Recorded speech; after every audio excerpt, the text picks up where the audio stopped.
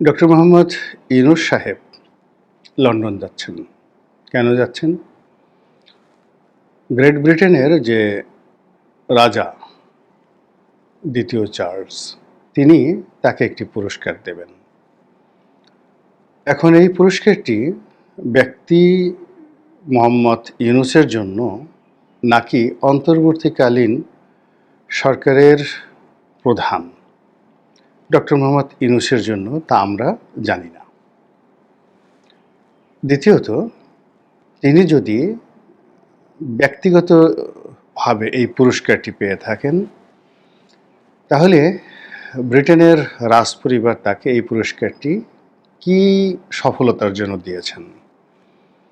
গত 15 থেকে 16টি বছর ধরে তার 3-0 থিওরি, সোশ্যাল বিজনেস, সামাজিক ব্যবসা এবং 3টি শূন্য বা 3-0 থিওরি, এটা নিয়ে তিনি সারা পৃথিবীতে ব্র্যান্ডিং করেছেন।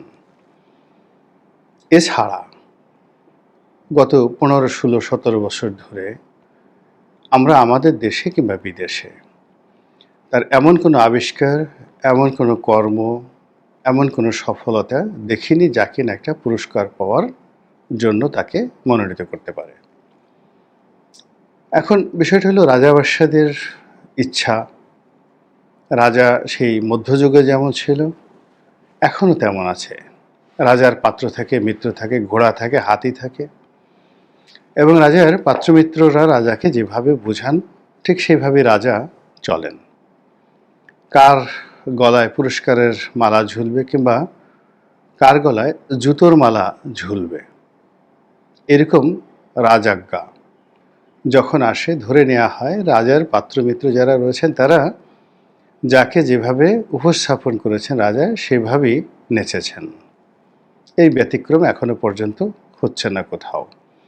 তো কাজেই ডক্টর মোহাম্মদ ইউনূসের কী কর্মের জন্য রাজার পাত্রমিত্ররা, উজির নাজিররা, সিপাহী কোতোয়ালরা তাকে মনোনীত করেছেন, রাজা জানেন, তার পাত্রমিত্র জানেন, এবং আকাশের মালিক আল্লাহ জানেন, আমরা কিছু জানি না। 2 নম্বর হলো যে গত 10 মাসে একটি অভ্যুত্থানের নায়ক, একটি গণ অভ্যুত্থানের মাস্টার প্ল্যানার বা ম্যাটিকুলাস ডিজাইনার হিসেবেও তাকে পুরস্কার দেওয়া যেতে পারে। এই কারণে দেওয়া যেতে পারে যে ব্রিটেন হলো গণতন্ত্রের মাতৃভূমি। আধুনিক গণতন্ত্র বলতে আমরা যা বুঝি সেটি সেই যে ম্যাগনা কার্টার মাধ্যমে শুরু হয়েছে, আজ অবধি এটা কেবলই মাত্র বিকশিত হচ্ছে।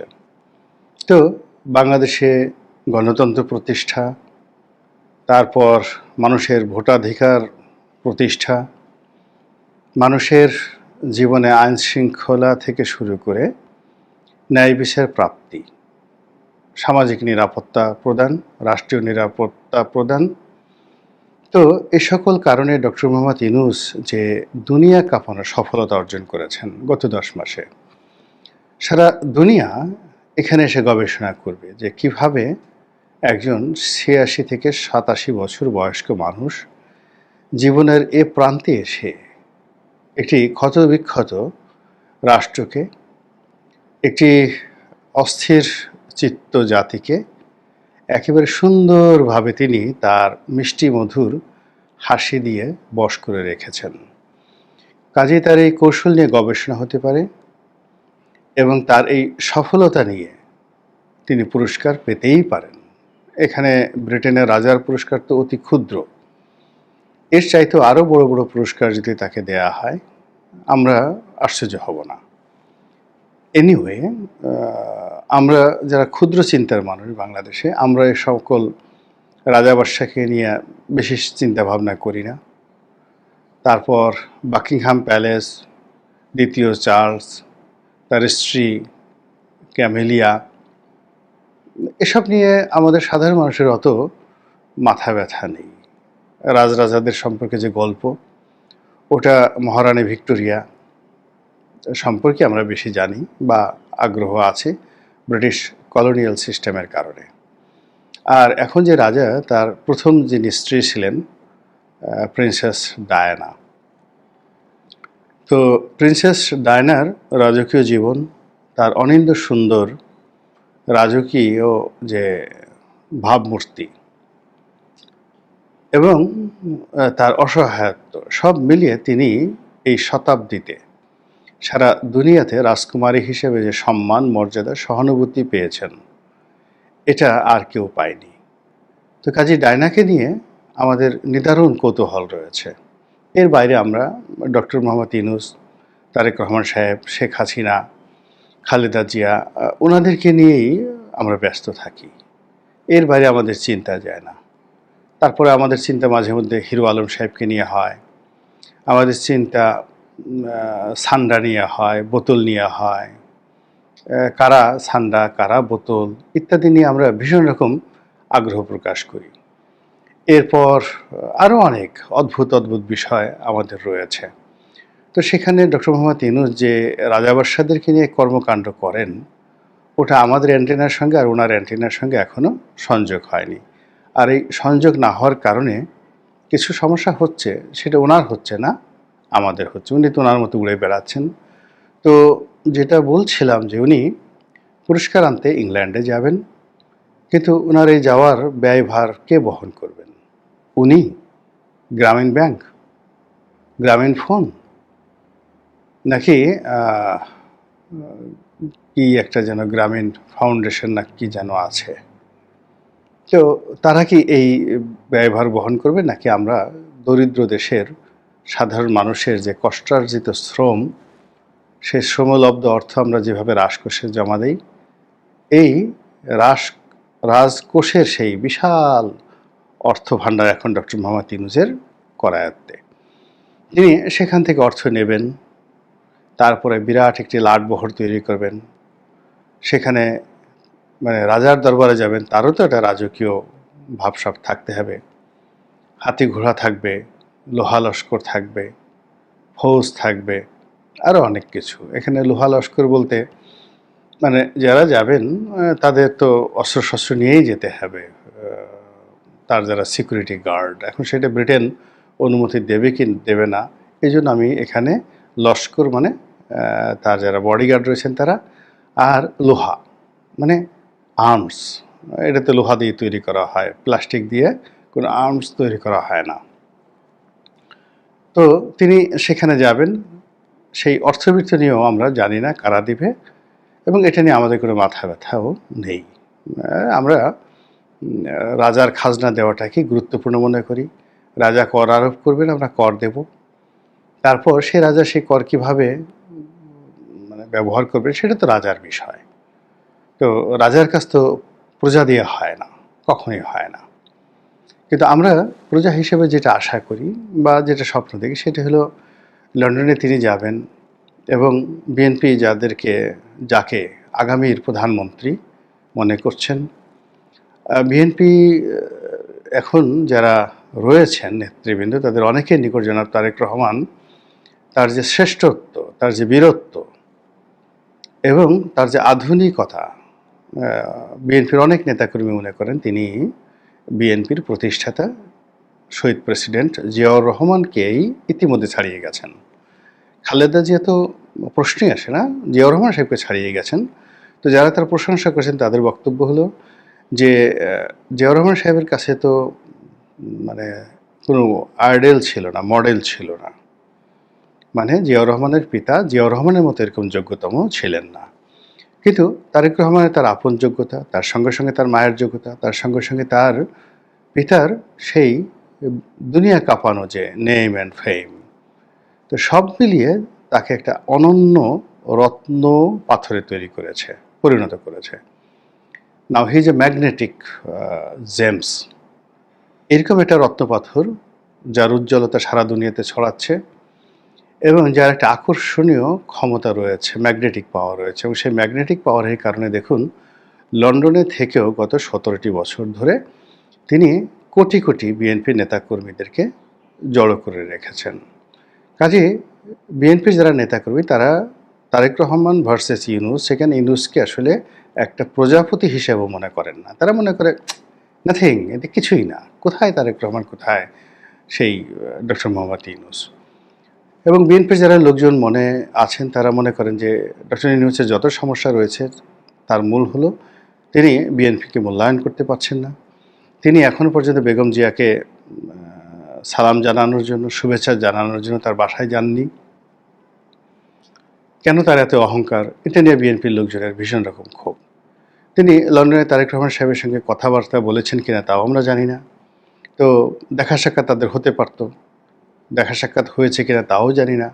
তিনি এত দেশে যাচ্ছেন, তিনি যদি এই রাষ্ট্রের প্রয়োজনে একটু তারেক রহমান সাহেবের সাথে গিয়ে দেখা করে আসতেন বা তাকে নিজে হাত ধরে নিয়ে আসছেন যে আপনি আসুন, আমার সঙ্গে চলুন, দেখি আপনাকে কে কী করে। তো সেই কাজটাও তিনি করেননি। ফলে এটা নিয়ে বিএনপির মনের মধ্যে এক ধরনের যাকে বলা হয় অশান্তি রয়েছে। তো এই অবস্থাতে ডক্টর মোহাম্মদ ইউনূস ইংল্যান্ডে যাচ্ছেন। অনেকে আন্দাজ করছেন যে তারেক রহমান সাহেবের সঙ্গে তার একটা বৈঠক হতে পারে। তা আমার বক্তব্যটা হলো যে এখানে যে পরিস্থিতি তৈরি হয়ে গেছে বিটুইন ডক্টর মোহাম্মদ ইউনূস এবং তারেক রহমান এবং BNP versus NCP, BNP versus বর্তমান সরকার। তো সেখানে আসলে এই বৈঠকটা যদি হয় ভালো কিছু হবে না, বরং আরও মারাত্মক কিছু হবে। এর কারণ হলো যে উভয়ের মধ্যেই ইতিমধ্যে ক্রোধ, ঘৃণা, অসহযোগিতা এবং একে অপরকে শত্রু মনে করার যে সকল উপসর্গ ফুটে উঠেছে, সেই সকল উপসর্গ নিয়ে একত্রে বসা ডেঞ্জারাস। প্রথম কারণ হলো দুজনের মধ্যে বয়সের পার্থক্য, একজন প্রবীণ আর একজন নবীন। তাদের চিন্তা চেতনার মধ্যে আকাশ এবং পাতাল ডিফারেন্স। ২ নম্বর হলো দুজন ব্যক্তি নিজেদেরকে শ্রেষ্ঠতর মনে করেন। তারা কেউ কাউকে ছাড় দিতে নারাজ। তারেক রহমান সাহেব, তিনি এবং তার লোকজন তারা মনে করেন আমরা শ্রেষ্ঠ, আমরা রাজনীতির পিথাগোরাস। আর ডক্টর মোহাম্মদ ইউনূস মনে করেন যে আমি সারা পৃথিবীর পিথাগোরাস। রাজনীতি, অর্থনীতি সব ক্ষেত্রে, স্পোর্টস সব ক্ষেত্রে আমি পৃথিবীর পিথাগোরাস। যেখানে বাংলাদেশে একজন ফুটবলার আছে আমিনুল। আমিনুল হলো বিএনপির একজন নেতা। তো যেখানে তারেক রহমান সাহেব আমিনুলের বন্ধুত্ব, আমিনুলের হাতের ট্রফি কিংবা আমিনুলের মাধ্যমে বাংলাদেশের ফুটবলকে উন্নত করতে চাচ্ছেন, তো সেখানে ডক্টর মোহাম্মদ ইউনূস মনে করেন যে স্পোর্টস যদি বলা হয় তো স্পোর্টসের ক্ষেত্রে তারেক রহমান সাহেব তার কাছে এখনও একেবারে একটি স্থানীয় সংগঠক, উপজেলা পর্যায়ের সংগঠন। আর অন্যদিকে তিনি হলেন রাজনীতির ম্যারাডোনা, ফুটবলের জিদান, এরপরে রোনালদো, মেসি। সারা পৃথিবীর ফুটবল বলেন, ক্রিকেট বলেন, অলিম্পিক বলেন, সমস্ত খেলাধুলা, স্পোর্টস ওয়ার্ল্ড ডক্টর মোহাম্মদ ইউনূসের নামে পাগল। তো কাজে তিনি আমিনুলের সঙ্গে বন্ধুত্ব করা, আমিনুলের সঙ্গে একত্রে চলা একজন রাষ্ট্রনায়ককে, দেশনায়ককে, সঙ্গত কারণে একজন বিশ্ব নেতা, বিশ্ব নায়ক একত্রে মানে নিজেদেরকে সমান লেভেলে তিনি মনে করবেন, এটাই স্বাভাবিক। তো সেই অবস্থায় তাদের যে বৈঠকটি, সেই বৈঠকে অনেকগুলো তিক্ততা তৈরি হবে এবং এখন যে সম্পর্ক, সেই সম্পর্কটা নষ্ট হয়ে যাবে আরও যতটুকু অবশিষ্ট রয়েছে। আবার অন্যদিকে তিনি লন্ডনে গেলেন, কিন্তু তারেক রহমান সাহেবের সঙ্গে দেখা করলেন না। এটা বিএনপির যারা লোকজন আছে তারা ভীষণ রকম ইগোতে তাদের লাগবে, তারা অপমান বোধ করবেন, ভীষণ রকম অপমান বোধ করবেন এবং তারা বিক্ষোভে ফেটে পড়বেন। এবং তাদের সেই বিক্ষোভে ফেটে পড়ার ফলে ডক্টর মোহাম্মদ ইউনূস বাংলাদেশে ঠিকমতো আসতে পারবেন কি না, এটা নিয়ে বিএনপির লোকজনের মধ্যে সন্দেহ থাকতে পারে। যে এক জনাব ইশরাক সাহেব, তিনি একাই ডক্টর মোহাম্মদ ইউনূসের গদি তছনছ করে দিয়েছেন এবং এখন পর্যন্ত টানাটানি করছেন গদি নিয়ে। তো সেখানে স্বয়ং তারেক রহমান সাহেবের সঙ্গে তিনি যদি অসহযোগিতা করেন, অসৌজন্যমূলক আচরণ করেন এবং লন্ডনে যাওয়ার পরে তিনি লন্ডনের রাজার সঙ্গে দেখা করেন, কিন্তু বাংলাদেশের রাজার সঙ্গে তিনি দেখা করবেন না, তিনি কি লন্ডনের বাসিন্দা? তিনি কি ভবিষ্যতে এখন লন্ডনের অন্তর্বর্তীকালীন সরকারের প্রধান? তিনি বাংলাদেশের অন্তর্বর্তীকালীন সরকারের প্রধান। সেখানে তাকে তারেক রহমানকে তো গুরুত্ব দিতেই হবে। এই ধরনের যে চিন্তা এবং চেতনা, এটা বিএনপি নেতাকর্মীদের মধ্যে আসা একেবারে স্বাভাবিক বিষয়। তো এই অবস্থাতে ডক্টর মোহাম্মদ ইউনূস লন্ডনে যাচ্ছেন। এখন সেই সফরে শেষ পর্যন্ত তিনি কি অর্জন করেন, তার যে 3-0 থিওরি এটি রাজনীতিতে সে কিভাবে আ ফল দেয়, কিভাবে এটা বাচ্চা দেয়, ডিম থেকে তো বাচ্চা ফুটবে অবশ্যই। সেটি এখন দেখার বিষয়।